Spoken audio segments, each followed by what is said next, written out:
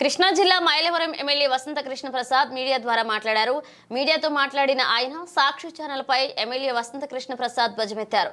సాక్షి TV ఛానల్లో మరియు సాక్షి పేపర్లో రాసే వార్తలు విషపు పూరిత వార్తలని, ఆ పత్రికల్లో ఛానళ్లు రాసే వార్తలు నమ్మవద్దన్నారు. అలాగే విజయవాడలో వరద బాధితులకు 3 పూటల ఆహారం అందిస్తున్నామని, అంతేకాకుండా విజయవాడ వరద నీటి ఘటనలో ప్రజలకు ఎటువంటి ఇబ్బంది కలగకుండా అధికారులు, మంత్రులు, ఎమ్మెల్యే రాష్ట్ర వ్యాప్తంగా ఇక్కడికి వచ్చిన వరద నీటి ఘటనలో ఉన్న ప్రజలను సురక్షితమైన ప్రాంతాలకు తరలించి తమ వంతు సహాయంగా పనిచేస్తామన్నారు. ఇక అలాంటి సందర్భంలో వైఎస్ జగన్మోహన్ రెడ్డి విజయవాడ వరద నీటి ఘటనలో కూడా రాజకీయం చేస్తున్నారని వైఎస్ జగన్మోహన్ రెడ్డిపై ఆగ్రహాన్ని వ్యక్తం చేస్తూ మైలవరం ఎమ్మెల్యే వసంత కృష్ణ ప్రసాద్ మీడియా ద్వారా మాట్లాడారు. అటువంటి గేట్లు ఎక్కారు, కింద సీఎం గారింటిని కాపాడటానికి అని చెప్తా ఉన్నారు. అసలు బుద్ధి జ్ఞానం ఉన్నోడు ఎవడు కూడా ఆ మాట మాట్లాడు. ఎందుకంటే దిగువన ఇప్పుడు గంటలు పడ్డాయి, 3 గంటలు ఇక్కడ కింద పడ్డాయి. మరి పైన గేట్లు ఇచ్చే ఉంటే అసలు ఈ కాలం కోపం చేసేదా? కొంత గేట్లు ఎత్తిన మాట నిజమే, ఎత్తకపోతే 40,000 క్యూసెక్లకి కెపాసిటీ ఉంది. అసలు ఇప్పుడు కనీసం అటుకొంత ఇటుకొంత వచ్చినందులో కొద్ది నీళ్లు వస్తేనే ఈ కట్టలు మొత్తం తెగిపోయింది.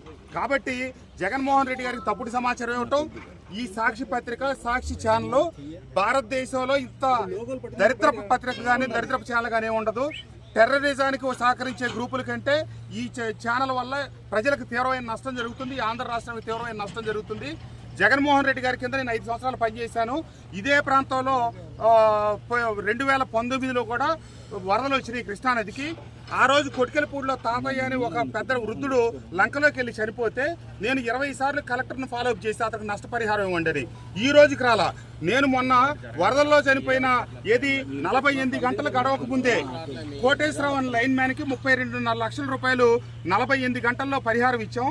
అంతేకాకుండా మన నియోజకవర్గం మైలవరం నియోజకవర్గ పరిధిలో 5గురు చచ్చిపోతే ఆల్రెడీ రాత్రి ఒకళ్ళకి చెక్ ఇచ్చాం 5 లక్షల రూపాయలు. ఇప్పుడు మిగతా వాళ్ళకి చెక్కులు రెడీ అయి ఉన్నాయి. చంద్రబాబు నాయుడు గారి కింద ఆ రోజు జగన్మోహన్ రెడ్డి గారి కింద పనిచేస్తే ఏం జరిగింది, ఈ రోజు చంద్రబాబు నాయుడు గారి కింద పనిచేస్తే ఏం జరుగుతుంది, ఇవన్నీ కూడా మాకు అర్థమైంది. ప్రజలు ఒక్కటే గమనించాల్సి ఉంది.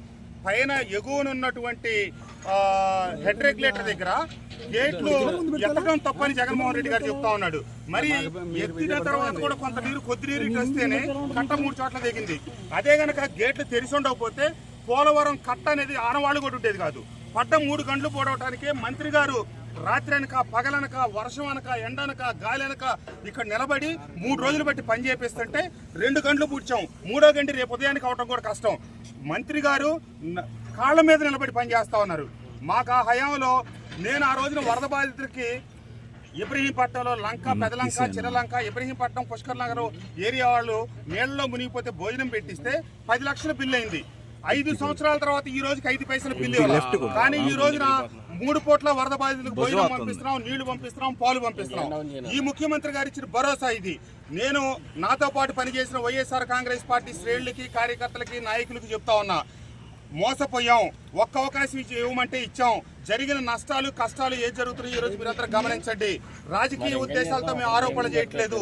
అటు ఇటు 2 పక్కలు చూసి చెప్తున్నాను. నాడు నేడు దయచేసి సాక్షి పేపర్ చదివి, సాక్షి ఛానల్ చూసి వాళ్ళు చెప్పే కల్పితాలను నమ్మి రాష్ట్ర ప్రజలు మోసపోవద్దని చెప్పి ప్రజానీకానికి